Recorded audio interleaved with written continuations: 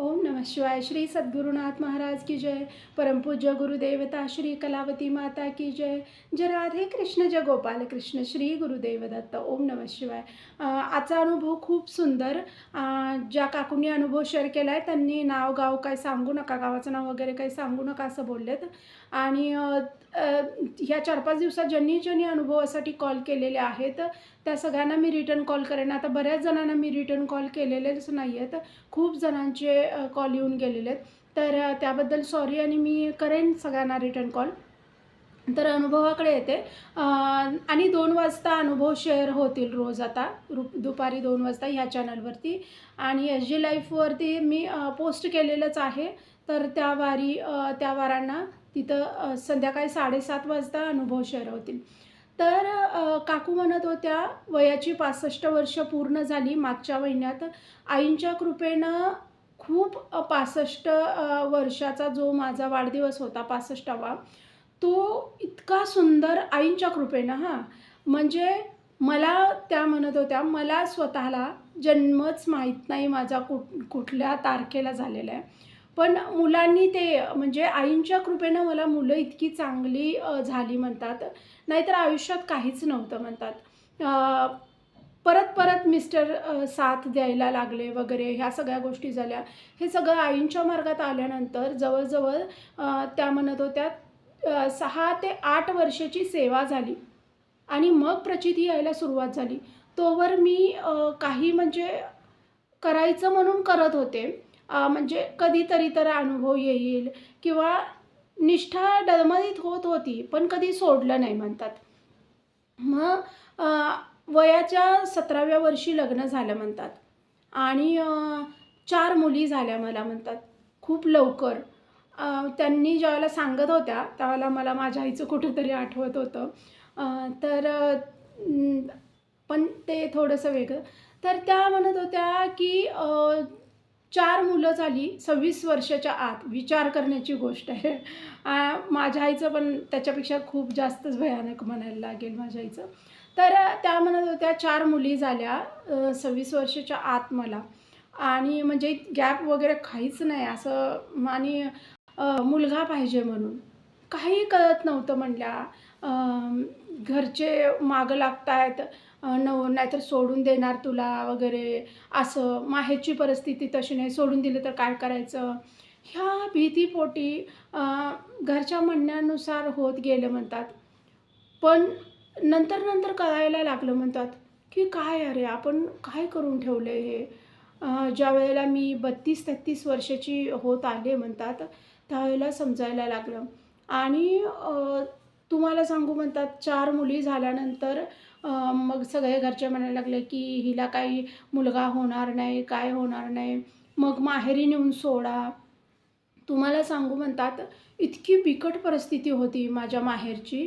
आणि तसल्या ह्याच्यामध्ये माझ्या मिस्टरांनी मला माहेरी नेऊन सोडलं 4ही मुलींसहित. आणि तुम्हाला सांगू माझे वडील इतके रडायचे माझ्याकडे बघून, की मी माझ्या मुलीचं काय करून ठेवलं. खूप रडायचे म्हणतात माझे वडील. आणि आई माझी त्या धक्क्यातून सावरत नव्हती लवकर, की एवढ्या 4 मुली आणून इथं ठेवल्यात आणि सगळे छोटे-छोटे. काय करणार मी? त्यांना सोडून पण कुठं मला काही काम करता येत नव्हतं. बरं तसं शिक्षण पण एवढं जास्त झालेलं नव्हतं. होतं म्हणतात माझं शिक्षण त्यावेळेला झालेलं होतं, 7वी झालेलं होतं. पण मुलींना सोडून काय करणार मी? तरी पण माझे वडील म्हणायला लागले, की कुठेतरी जॉब वगैरे बघूया, हे करूया. त्या ह्याच्यामध्ये म्हणजे मला जॉबसाठी वगैरे हे करायला लागलेले होते म्हणतात. का तर जुनी 7वी झालेली होती माझी म्हणतात. तर खूप अडचणी यायला लागल्या म्हणतात. आणि त्या काळात जॉब वगैरे लागत होते म्हणतात. नाही असं नाही. पण पैसा नव्हता तसा, की कुठेतरी काहीतरी हे करावं. म्हणजे मुलींचं पण बघायचं आहे आणि हे पण करायचं आहे. वडिलांचं पण सारखी तब्येत बिघडायची. त्यांनी थोडे आजारी होते म्हणतात. आणि त्यामुळं सगळ्या गोष्टींकडून असं खचल्यासारखं झालेलं होतं. आणि लगेच पण म्हणजे एक आशा ना, की हिला न्यायला येतील, करतील. आई-वडील सारखं जाणार त्यांच्याकडं. असू दे, पदरात घालून घ्या, होईल मुलगा. असं आई-वडील अशी आश्वासनं द्यायची, की होईल मुलगा. आणि तर नाही आमच्या मुलाचं दुसरं लग्न करणार आहे वगैरे आमच्या सासूबाई. माझे मिस्टर पण, नाही मी दुसरं लग्न करून घेणार आहे वगैरे. तर ह्या सगळ्या गोष्टींमध्ये खूप खूप मोठ्या पेचात होते म्हणतात मी. एखादी दुसरी मुलगी असती तर ते कसं तरी झालं असतं. पण 4 मुली घेऊन काय करणार मी असं. तरी पण एकाने मला एका ठिकाणी कामाला लावलं म्हणतात. तर ते खूप मला सांगायचंच नाही म्हणतात. खूप बेकार ते काम होतं म्हणतात आणि वय कमी, तर लोकांच्या नजरा पण घाणेरड्या. पण एक बाई होती म्हणतात त्यांच्यामध्ये, जिनं मला आईंचा मार्ग दाखवला. ती तशा ह्याच्यामध्ये राहून पण ती खूप अनुभवी होती. त्यामुळं तिच्याकडं म्हणजे अनुभवी होती म्हणजे आईंचीच कृपा तिच्यावरती म्हणतात, की तसल्या ह्याच्यामध्ये तिच्याकडे बघायची हिंमत कुणाची नव्हती. का तर आईंची तेवढी कृपा होती. ती ती तर पहिल्यापासून होती. त्यामुळं तिला सगळ्या कामांमधला तिथला अनुभव आलेला होता आणि मला इतकं ते जड चाललं आणि मी नवीन असल्यामुळं बरेच जण वेगवेगळ्या पद्धतीनं मला चेंगरायला लागले म्हणतात. तर तिनं मला खूप सपोर्ट केला म्हणतात त्या काळामध्ये. 2 महिने काहीतरी मी फक्त जॉब केला असेल तिथं म्हणतात. आणि तर ती खंबीर पाठीशी उभी राहिली माझ्या. म्हणजे माझ्याबरोबर काही चुकीचं तिनं होऊ दिलं नाही तिथं. तसल्या ह्याच्यामध्ये राहून फक्त आईंच्या भरवशावर ती तिथं काम करत होती आणि तिला खूप चांगलं पेमेंट होतं म्हणतात त्या काळामध्ये तिथं. आणि ते सगळं आईंच्या कृपेवर, का तर ती सुरुवातीपासून असल्यामुळं. आणि तिनं मला आईंचा मार्ग दाखवला. हे थोडंसं करत जा. येतील मिस्टर न्यायला येतील तुला आणि नको काळजी करू आणि हे नको काम हे करू, दुसरीकडे कुठेतरी चांगलं बघ. मी इथं खूप वर्षापासून आहे, तर मला कोण नाही हे करू शकत आणि आईच्या कृपेवर आहे मी, त्यामुळं मला पेमेंट वगैरे इथं चांगलं आहे. तुला हे काही परवडणारं नाही आहे वगैरे असं तिनं मला सांगितलेली होती म्हणतात. माझ्याच वयाची होती ती आणि तर मग तिनं मला ज्यावेळेला आईंचा मार्ग दाखवला, 2 महिन्यात तिनं खूपसं मला आईंबद्दल सांगितलेलं होतं म्हणतात. अगदी मी तिथं जॉइन झाले त्याच्यानंतर 3 दिवसातच तिनं मला आईंचं सांगायला सुरुवात केलेली होती म्हणतात. आणि जे पण कोण असं वाईट ह्यानं माझ्याकडे बघतील 1-2 वेळा मला ती पूर्ण घरापर्यंत सोडायला आलेली होती म्हणतात. आणि तिनं मालकांशी वगैरे पण बोलून मुलगी थोडीशी हे नाही आहे म्हणजे मी थोडीशी भोळसट असल्यासारखे होते म्हणतात.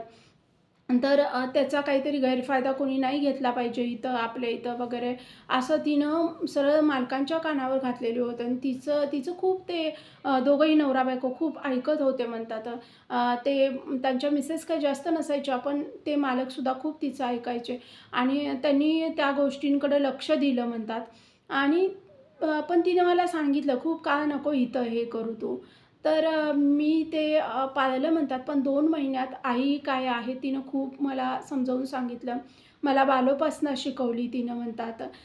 त्याच्यानंतर वाचन वगैरे कुठल्या पद्धतीनं करायचं, कसं करायचं, सगळं. वाचनात सुद्धा आपण म्हणतोय त्या म्हणत होत्या, काकू म्हणत होत्या, वाचनात सुद्धा असं आपण म्हणतोय, की काही नेम-नियम नाहीत. आहे, वाचनात सुद्धा नेम-नियम आहेत म्हणतात. म्हणजे तुम्ही जे वाचताय म्हणजे नेम-नियम म्हणजे दुसरे काही नाही. तुम्ही जे वाचताय बऱ्याच वेळेला आपण हां, आपला नेम आहे बाबा रोजचा वाचनाचा, असंच वाचून जातोय. काही म्हणजे ते आपल्याला वाचन ह्याच्यासाठी बोध मिळण्यासाठी काहीतरी ते वाचन करायचं असते आणि आईनी काय सांगितलंय प्रत्येक पानामधून, प्रत्येक ग्रंथाच्या प्रत्येक पानामधून काहीतरी आपल्याला बोध केलेला आहे. तो कुठेतरी आत शिरला पाहिजे. उगीच वाचायचं म्हणून वाचलंय, नेम आहे म्हणून आणि सोडून दिले, असं नाही. त्याच्यातनं प्रत्येक गोष्ट घेतली गेली पाहिजे. हेच मला पहिल्यांदा त्यांनी सांगितलेलं होतं. त्या भगिनीनं सांगितलेलं होतं म्हणतात, की वाचन करताना पूर्ण त्या शब्दांकडे लक्ष देऊन वाचन कर. काय सांगायचं आहे आईंना हे लक्षात घे. आणि त्यांनी मला सायन्स स्मरण शिकवलेलं होतं. सायन्स स्मरणातल्या बऱ्याच चाली लक्षात राहायच्या नाहीत वगैरे त्यावेळेला म्हणतात. पण माझ्या घरापासून 3 किलोमीटरवर मंदिर होतं म्हणतात त्यावेळेला आईचं माहेरात. तर मला तो खूप मोठा लाभ झाला म्हणतात. आणि त्यामुळं मी मंदिरात चालले आणि खूप चांगल्या पद्धतीनं मी आईंच्या मार्गात आले. 2 वर्ष मी आईंची सेवा करत होते म्हणतात. आईंच्या सेवेत होते म्हणतात. उपासनेला जायची, वेगवेगळ्या सेवा घ्यायची, सगळ्या. मग त्यामुळं 2 वर्ष खूप म्हणजे त्रास होता. मी दुसरीकडं आणि कामाला लागले वगैरे. खूपशी चांगली कामं नाहीत मला मिळाली म्हणतात.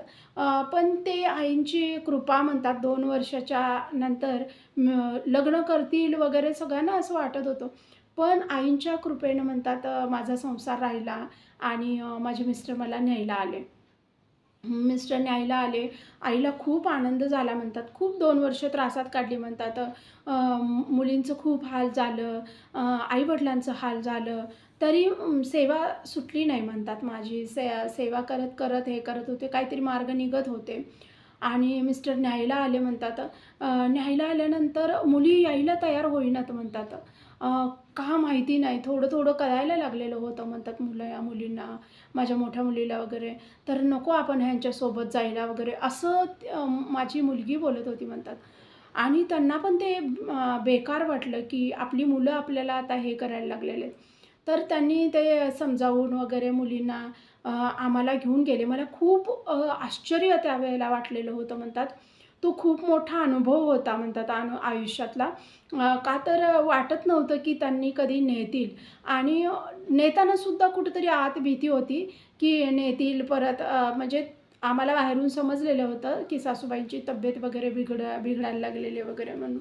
तर मला ही भीती होती, की कामापोटी वगैरे न्यायला लागलेत. परत आईची तब्येत व्यवस्थित झाली किंवा आईला ह्यांच्या काहीतरी झालं-बिलं तर परत सोडून देतील. ही भीती भीती होती. पण नाही, आईंनी अशा असेल पण ती गोष्ट म्हणतात, त्या गोष्टीसाठी नेलं पण असेल. पण आईंनी परत मला कधी माहेरी सोडण्यासारखं आईंनी नाही केलं. 2 वर्षाची खूप छान सेवा आईंनी करून घेतली म्हणतात. त्या काळामध्ये मी सायन्स स्मरण करत होते, बालोपासना करत होते, वाचन माझं अर्ध्या तासाचं होतं आणि नामस्मरण या सगळ्या सेवा मी करत होते म्हणतात. आणि त्यामुळं लवकर कृपा झाली. त्यात म्हणतात, की मुलींची जबाबदारी होती. त्यामुळं सेवा निष्ठेनं, की ह्यांच्यासाठी काहीतरी हे व्हायला पाहिजे. त्यामुळं निष्ठेनं सेवा होत होती आणि निष्ठेनं सेवा होणं खूप जास्त महत्त्वाचं आहे म्हणतात. म्हणजे सेवेत मन लागून सेवा करणं. नाहीतर मग म्हणजे मी करते सेवा, पण टेन्शनमध्ये कुठेतरी एका भजनात लक्ष आहे किंवा भजनात लक्षच नसते कधी-कधी भगिनींचं. असं असतंय ना, तर ते तसं नव्हतं म्हणतात माझं. तर त्यामुळं म्हणतात की लवकर आईंची कृपा झाली. 2 वर्षानंतर मिस्टरांनी ज्यावेळेला नेलं, त्यावेळेला होता त्रास, नाही असं नाही म्हणतात. पण बऱ्यापैकी पहिल्यापेक्षा खूप चांगलं. का तर सासूबाई सारख्या आजारी होत्या, त्यामुळं माझ्यावर सगळी जबाबदारी आली. मग सगळेजण मला गोड बोलतच होते. थोडंफार कधीतरी, कधीतरी हे करायचे. पण मुली पण थोडं हाताखाली यायला लागलेल्या होत्या. तर मग थोडासा मायेचा हे मिळाला मुलींना पण. तर त्याच्यानंतर म्हणतात सलग 3 वर्ष उपासना चालू होती माझी. आणि घरी मुली वाढत वगैरे होत्या. आणि अचानक एकदा कळलं की मी प्रेग्नंट आहे. आणि त्याच्यानंतर मला पण असं वाटायला लागलं, बापरे! हे काय होऊन बसलं आता आणि परत मुलगी झाली तर काय करायचं वगैरे. आणि त्यावेळेला मात्र मला मुलगा झाला म्हणतात. आणि ही सगळी आईंची कृपा. हे हे झाल्यानंतर माझे मिस्टर एवढे खुश झाले आणि आईंच्या मार्गात आले म्हणतात. तो खूप म्हणजे हे जे आहे ना म्हणतात, हा खूप म्हणजे तुम्हाला काय सांगू, हे क्षण माझ्यासाठी त्यावेळी इतके, इतके मोलाचे होते, इतके मोलाचे होते की काही विचारायचंच नाही म्हणतात. इतके मोलाचे माझ्यासाठी ते क्षण होते. त्या 3 वर्षाच्या काळात सुद्धा खूपदा माझा इन्सल्ट केला गेला नातेवाईकांमध्ये. एवढं मी करायची, सासूबाईंची सेवा वगैरे करायची वगैरे, तरीसुद्धा काही काही नातेवाईक आले, कोण आले, सगळ्या पोरीच आहे वगैरे, सासूबाईसुद्धा अशा बोलायच्या सगळ्यांमध्ये बसून वगैरे ते. तर कदाचित ते आईंना नको होतं. म्हणून कदाचित आईंनी असं घडवून आणलं म्हणतात. आणि मला मुलगा झाल्यानंतर इतका प्रचंड आनंद झालेला होता म्हणतात, प्रचंड आनंद झालेला होता. आणि मला मात्र टेन्शन हे होतं, की आता मुलींना आणि परत म्हणजे आता बऱ्यापैकी जरा चांगलं वागवायला लागलेत. मुलींना आणि परत हे करतील का वगैरे, मुलगा झाला फक्त मुलाकडेच लक्ष देतील का वगैरे. पण ते आईंच्या मार्गात आले, त्यामुळं खूप त्यांनी सगळ्या गोष्टींनी आईंनी त्यांना खूप म्हणजे त्या गोष्टींना सुद्धा जवळ-जवळ 5-6 वर्ष पुढे गेली म्हणतात हे व्हायला. आणि त्यामुळं मला तुम्हाला काय सांगू म्हणतात इतका इतका म्हणजे आईंचा आधार होता त्या काळामध्ये. काही झालं, की मी लगेच आईंना बोलायची, "आई यातनं मार्ग काढा." किंवा मला जास्त भांडता येत नाही म्हणतात. पहिल्यापासूनच माझी तशी प्रवृत्ती होती. मला खूपसं भांडता येत नाही.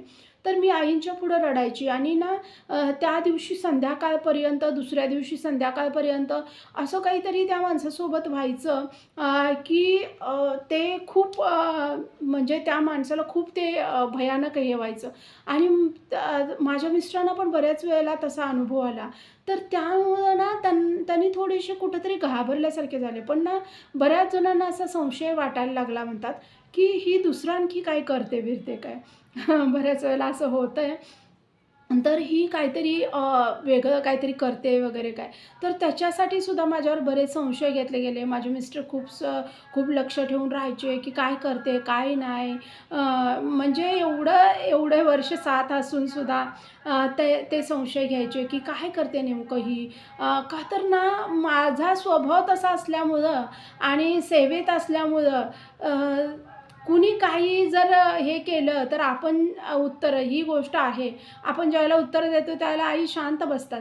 पण ज्यावेळेला आपण शांत बसतो त्यावेळेला आई उत्तरं देतात आणि ती उत्तरं पुढच्या माणसाला खूप जड जातात ती उत्तरं. तर ते मग पुढच्या माणसाला असं वाटतं, की "अरे बाबा ही काहीतरी वेगळे प्रकार करते काय?" असं पण होतंय. का तर मी हिला असंच केलं आणि मग माझ्यासोबत असं झालं. तर असं बरेच वेळेला होतंय. शांत राहिले, की तर ते त्या म्हणत होत्या तसेच काहीतरी प्रकार घडत होते. आणि त्या गोष्टीमुळे बऱ्याच मध्ये गैरसमज पण पसरले. का तर नातेवाईकांकडून खूप मला म्हणजे मुलगा झाल्यानंतर तर बरेच जेलसी वगैरे असते ना, तशा प्रकारांमुळं बरेच जण मला त्रास देत होते. तर त्यांच्या बाबतीत तसं व्हायचं, समोरच माझ्या व्हायचं म्हणतात. आणि पण तुम्हाला सांगू म्हणतात त्याच्यानंतर पण असं म्हणजे हे पण नंतर एक 7-8 वर्षानंतर माझ्या मिस्टरांमध्ये खरंच बदल झाले. मुलं मोठी झाली. मुलं म्हणजे सगळीच मुलं माझी खूप चांगलं शिकली म्हणतात. सगळी मुलं चांगलं शिकली. त्याच्यानंतर प्रत्येकजण आपापल्या परीनं काम करायला प्रत्येकानं सुरुवात केली. कुणीही म्हणजे माझा मुलगा तर म्हणतात खूप लहान वयापासून काम करतोय म्हणतात. शिकत, शिकत काम करतोय म्हणतात. आणि जसं मुलं कमवायला लागली म्हणतात, त्यावेळेपासून तर माझं आयुष्य खूप सुंदर झालं म्हणतात. आणि आईनी म्हणजे ती मुलं मोठी होईपर्यंत आईनी खूपशा परीक्षा पण घेतल्या. पण त्या प्रत्येक परीक्षेच्या वेळेला आई माझ्यासोबत होत्या म्हणतात. कधीही म्हणजे असं कधीही मला जाणवलं नाही. एकदम एकदम खूप काहीतरी मोठं टेन्शन आले किंवा संकट आले, अशी बरीच संकटं आली म्हणतात, नाही असं नाही. खूपशी संकट आली. तर त्यावेळेला असं व्हायचं म्हणतात, की आत्ता संकट आले, पण ना जराशी आईंच्या पुढे मी रडले किंवा उपासना करत मी रडले, काय व्हायचं माहीत नाही म्हणतात. पण डोळ्यातून माझ्या पाणी आलं, की ते चुटकीसरशी ते निवारण झालंच म्हणायचं संकट. का तर माझा स्वभावच हळवा होता आणि संकट आलं म्हटलं का नाही, मी सेवा करायची, पण ती सेवा करताना रडायची. आणि ते रडणं, माझं रडणं कदाचित आईंना सहन होत नाही काय, अजूनसुद्धा तसं आहे म्हणतात माझ्या बाबतीत. काय माहिती नाही म्हणतात मला काय. पण मी सेवा करताना समजा रडले वगैरे तर ते लगेच निवारण आई करतात. 1-2 दिवसाचाच हे होतोय, पण ते लगेच आई निवारण करतात आणि मी मुद्दाम रडायचं म्हणून रडते असं नाही. माझा तो स्वभावच आहे, माझ्या डोळ्यातून आपोआप धारा सुरू होतात म्हणतात. तर खूप आईंनी छान-छान अनुभव दिले. माझ्या मुलांच्या कधी तक्रार 4 मुली आजकाल मी बघते म्हणतात, किती मुलींचे प्रॉब्लेम असतात. किती सगळ्यात मोठी ही गोष्ट आहे म्हणतात. का तर नातेवाईक खूपसे माझ्या तर खूपसे नातेवाईक ह्याच्यावर होते म्हणतात. काय त्यांना प्रॉब्लेम होता माहीत नाही. आणि नवरा जसजसा नंतर जरा बरं चांगलं वागायला लागला, तसं तर खूपच प्रॉब्लेम त्यांना माझ्याबद्दल वाटायला लागले. पण आईनी प्रत्येक वेळेला सावरलं म्हणतात आणि सगळ्यात महत्त्वाचं म्हणतात एवढं आजकाल मुलींचं, मुलांचं दोघंही कुठं मुलींना, कुठं मुलांना असं नाही म्हणतात. सगळ्यांनाच दोष द्यायला पाहिजे. आजूबाजूचं वातावरण, आई-वडिलांचं सगळ्याच गोष्टी आहेत म्हणतात. मुलं बाहेर जाऊन पण बिघडतात. पण माझा मुलगा म्हणा, माझी 4 मुली आहेत म्हणतात मला. पण 4ही मुलीपैकी एकाही मुलीची आज तागायत, आज मी वयाची 65 क्रॉस केली म्हणतात.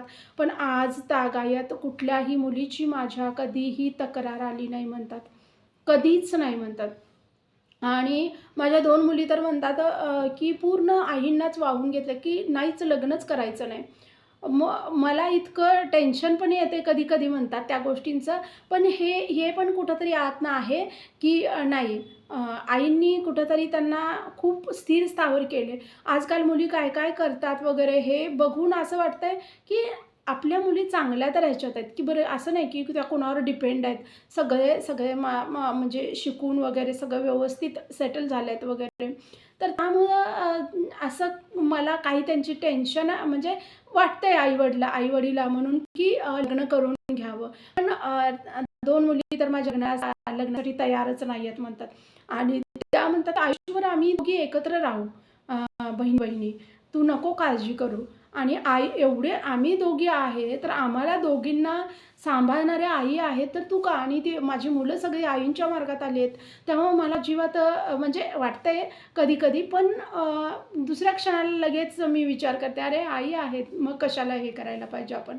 तर हे सगळं आणि मुलांमुळं तुम्हाला सांगू म्हणतात माझं म्हणजे खूपदा वाटायचं म्हणजे गावामध्ये लग्न वगैरे कुठं असली, तर त्या म्हणतात मला खूपदा वाटायचं की ह्यांचं किती सुंदर लग्न झालंय, किती ह्यांच्याकडे पैसा आहे, किती हे तर ते मला ना खूप असं वाटायचं की किती छान त्यांचं म्हणजे किती मोठा कार्यक्रम आणि त्या कार्यक्रमांचं मला फार कौतुक असायचं. माझ्या मुलींच्या वेळेला वगैरे मला असे कार्यक्रम मिळाले नाहीत करायला. तर कधी त्यांचा असा मोठा वाढदिवस जसं ते कमवायला लागले तसं करायला लागले. पण त्यांना असं कधी मोठं करावं असं त्यांना हौस नव्हती म्हणतात. पण माझ्या वयाचा 65चा जो माझा वाढदिवस होता, इतका प्रचंड भव्य केला म्हणतात, की मी भरून पावले. म्हणजे मला माझी ती इच्छा होती मोठा कार्यक्रम एक खूप वाटत होतं. पण मला वाटलं नव्हतं, की माझा वाढदिवस कधी इतका मोठा. तर तो कधी वाढदिवसाची म्हणजे ते तारीख वगैरे पण माहीत नाही, मुलांनीच ते ठरवली म्हणतात. पण इतका मोठा वाढदिवस केला. सगळे पाहुणे, सगळे नातेवाईक, खूप लोकं आलेली होती म्हणतात. जवळ नाही म्हटलं तर म्हणतात 400-500 लोकं आलेली होती म्हणतात आणि खूप मोठा मला मला भरून असं इतकं आलेलं म्हणतात. 1 महिनाच झाला म्हणतात माझा वाढदिवस झालाय. सगळं आईंच्या कृपेनं, सगळं आईंच्या कृपेनं सगळं व्यवस्थित आहे म्हणतात आता. पण ना, एक गोष्ट मला सांगावीशी वाटेल त्या म्हणत होत्या यामध्ये, की ज्यावेळेला आपण सेवेला सुरुवात करतोय, त्यावेळेला खूपशा अडचणी येतात. म्हणजे बऱ्याच खूप कमी भगिनी आहेत किंवा बंधू आहेत, की ज्यांना लगेच अनुभव येतात आणि लगेच असं म्हणजे चांगले-चांगलेच अनुभव येत जातात. मग खूप वर्षानंतर कधीतरी काहीतरी म्हणजे परीक्षा घेतली जाते. पण ना सुरुवातीलाच खूपशा परीक्षा काही-काही वेळेला घेतल्या जातात. तो काळ खूप महत्त्वाचा. त्या काळात डगमगू नका, असं त्या म्हणत होत्या. त्या काळात खूप निष्ठेनं सेवा करा. का तर माझ्या बाबतीत 2 वर्ष तसं झालेलं होतं, की काहीच फरक पडत नाहीये, असं वाटत असते ना, म्हणजे तुमची सुरुवात असू दे किंवा मध्याचा कुठला काळ असू दे, सेवा करताना म्हणजे उपासनेला तुम्ही सुरुवात केली आहे, तो सुरुवातीचा काळ असू दे किंवा सेवा करून खूप वर्ष झाले, उपासनेमध्ये खूप वर्ष आहे आणि मग असं सिच्युएशन आलं, तर तिथं खूप डगमगून जाऊ नका तुम्ही. का तर तो परीक्षांचा काळ आहे एवढं लक्षात ठेवा. आणि तिथं जर तुम्ही डगमगला आणि तिथं जर सेवा सुटली, तिथं जर तुमची उपासना सुटली, तर मग तुमचा परतीचा प्रवास म्हणजे तुम्ही मागं यायला सुरुवात होणार आणि मग आईंचे पाय खूप अंतरणार. लवकर मग ते कृपा व्हायला खूप वेळ लागणार असं काकू म्हणत होत्या. तर काकू म्हणत होत्या सगळ्यात महत्त्वाची गोष्ट ही, की उपासनेत निष्ठा असली पाहिजे. आईंचं जे वाचन वगैरे आहे, नामस्मरण जे आहे, ते मी 1.5 तास करते, 2 तास करते, असं नाही. तर जे पण करताय त्याच्याकडे लक्ष असलं पाहिजे. म्हणजे निष्ठेनं झालं पाहिजे. हां, थोडंसं मन इकडं-तिकडं होतंय, पण ते एक 5 मिनिटं गेलं तर लगेच त्याला आणून बसवलं पाहिजे जागेवरती. नाहीतर दीड-दीड, 2-2 तास उपासना करायला बसतात, पण त्या 1.5-2 तासात 1.5 मिनिटंसुद्धा उपासनेत लक्ष नाही. असली उपासना पण काही उपयोगाची नाही आहे, असं काकू म्हणत होत्या. तर मनापासून निष्ठेनं उपासना करा. आई लवकर धावून येतात, असं काकू म्हणत होत्या.